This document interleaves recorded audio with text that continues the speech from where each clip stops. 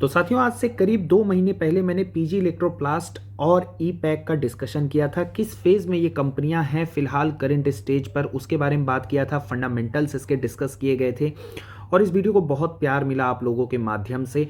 और एक डिस्क्लेमर इस वीडियो में भी दिया गया था एंड अगेन इस वीडियो में भी मैं देना चाहता हूं कि ई पैक की अगर बात करें तो मेरा खुद का इस स्टॉक में निवेश बना हुआ है। और पीजी इलेक्ट्रोप्लास्ट की बात करें तो इसमें 146 शेयर मेरे पास फ्री के हैं। काफ़ी ज़्यादा क्वांटिटी में इस स्टॉक को मैंने बाई किया था, उसके बाद अपना कैपिटल निकाल दिया था, तो प्रॉफिट मेरा इन्वेस्टेड रह गया और वो प्रॉफिट भी जो है कंपाउंडेड में बढ़िया रिटर्न दिया है। And that is why disclaimer देना काफ़ी इंपॉर्टेंट है कि इस स्टॉक में कोई भी बाई या सेल की रिकमेंडेशन नहीं है। आप अपने फाइनेंशियल एडवाइजर से डिस्कस करके या खुद के डिसीजन से कोई भी बाई या सेल का डिसीजन अपना स्वयं बनाएं।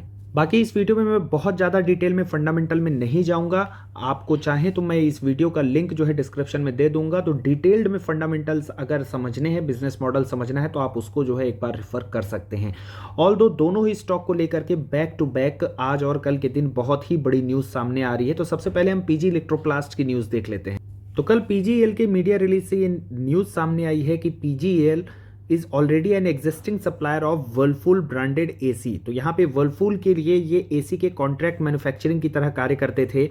And now Whirlpool and PG Electroplast join hands to contract manufacture select Whirlpool branded semi automatic washing machines. तो यहाँ पे अब ये वर्लपूल के लिए सेमी ऑटोमेटिक वॉशिंग मशीन्स भी मैन्युफैक्चर करने वाले हैं। तो आप देख सकते हैं यहाँ किस तरीके से क्रॉस सेलिंग जो है तो मार्केटिंग हमें देखने को मिल रही है, क्योंकि पीजी इलेक्ट्रोप्लास्ट पहले जो है तो प्लास्टिक मॉड्यूल के सेगमेंट में कार्य करता था। जो एसी बनाने वाली कंपनियां इनसे प्लास्टिक के मॉड्यूल बनाती थी, जब ये एसी मैन्युफैक्चरिंग में एंटर किए तो उन्होंने सोचा क्यों ना हम इसी से अब एसी भी अपना मैन्युफैक्चरिंग कराएं।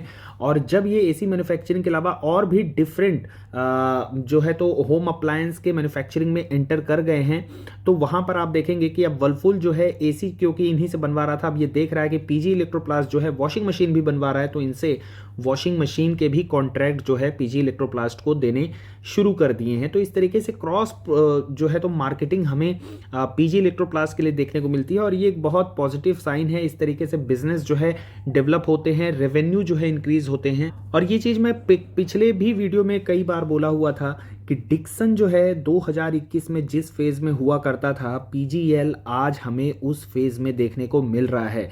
और पीजीईएल जिस इनिशियल फेज़ में हुआ करता था, ई पैक हमें आज के दिन उस इनिशियल फेज़ में देखने को मिल रहा है। तो दैट इज़ वाई एक बहुत बड़ी अपॉर्चुनिटी है ई पैक के पास भी, और इसीलिए मैं पीजीईएल को छोटा डिक्सन और ई पैक को छोटा पीजीईएल बोलता हूँ। दोनों ही कंपनियों में इमेंस पोटेंशियल है और दोनों ही कंपनियां जो है बहुत बेहतरीन क्लाइंट एडिशन कर रही हैं और उसके साथ साथ अपने क्रॉस प्रोडक्ट की मार्केटिंग और सेलिंग भी कर रही हैं।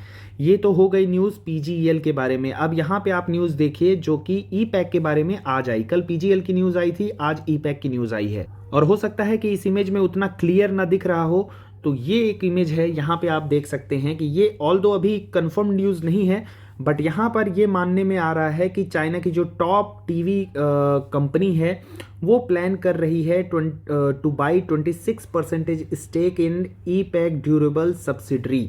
तो यहाँ पे ये जो कंपनी थी इसका नाम आपने पहले भी सुना होगा, हाइजेंस। इसकी हमें एक एसी मैन्युफैक्चरिंग की डील जो है ई पैक के साथ होते हुए देखने को मिली है विद इन 1 मंथ, अभी 1 मंथ भी नहीं हुए हैं।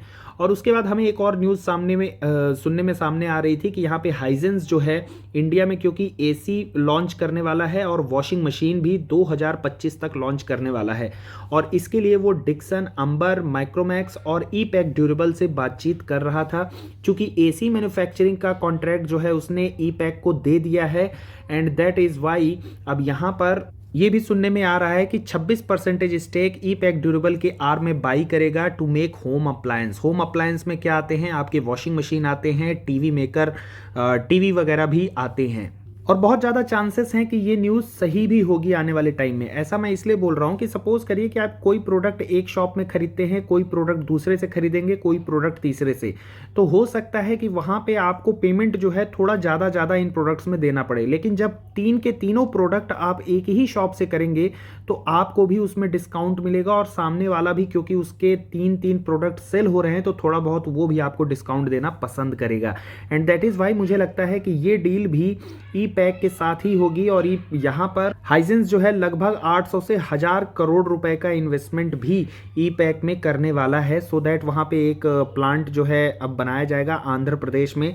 ऐसा न्यूज़ सामने आ रही है कि आंध्र प्रदेश में वो प्लांट बनाए जाएंगे। और जो होम अप्लायंस की मैन्युफैक्चरिंग है वो चीज़ जो है तो आंध्र प्रदेश के उस प्लांट में की जाएगी। अगेन अगर वैल्यूएशन की बात करें तो 96 का पी है। और कोई भी मल्टी बैगर स्टॉक जो होता है वो लोअर पी में बाई करने से होता है। हायर पी में अगर आप बाई करते हैं और सिर्फ ईपीएस एक्सपेंशन होता है तो वहां पे मल्टी बैगर रिटर्न नहीं, कंपाउंडिंग में आपको रिटर्न मिलते हैं, क्योंकि ईपीएस जो है कंपाउंड हो रहा होता है और सिर्फ उसी के बेसिस पर स्टॉक प्राइस बढ़ता है। पीजी इलेक्ट्रोप्लास्ट की बात करें, ये स्टॉक भी मैंने लगभग 50 से 55 के पी पर इन्वेस्ट किया था।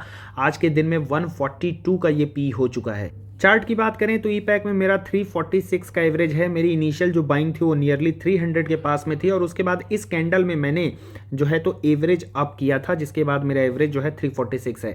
अब चूंकि मैं इसमें ऑलरेडी इन्वेस्टेड हूं तो मैं इसमें किस तरीके से एवरेजिंग की प्लान करूंगा, ऑलरेडी मैं यहाँ पे इन्वेस्टमेंट कर चुका हूं। एक बार फिर से ये रनअप लेगा और जब रनअप लेने के बाद वापस से करेक्शन दिखा करके 50 डे मूविंग एवरेज के पास में आएगा तो मैं वहां पर इस स्टॉक में फिर से टॉपअप करने की कोशिश करूंगा, क्योंकि यहाँ पे आप देखेंगे कि 20 वीक मूविंग एवरेज माफ कीजिएगा 20 डे मूविंग एवरेज और 50 डे मूविंग एवरेज के पास यहाँ पे ये स्टॉक सपोर्ट लेता है।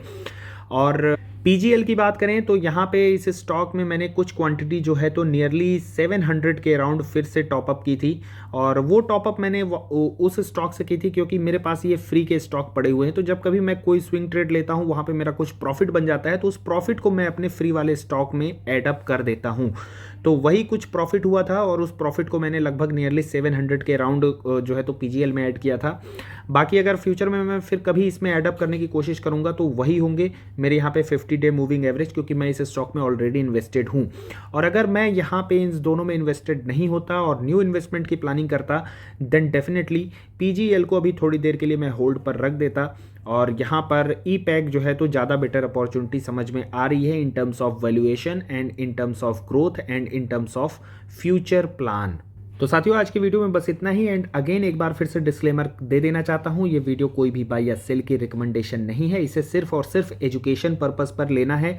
और अगर आपके पास ये दोनों स्टॉक हैं तो आपका क्या व्यू बनता है इस स्टॉक के बारे में, अगर है या नहीं है तो भी चाहे तो कमेंट सेक्शन में कमेंट करके बता सकते हैं। बाकी अगर कंटेंट का वीडियो का अगर कंटेंट अगर आपको अच्छा लग रहा है then definitely do not forget to like and subscribe our channel. Thanks for watching.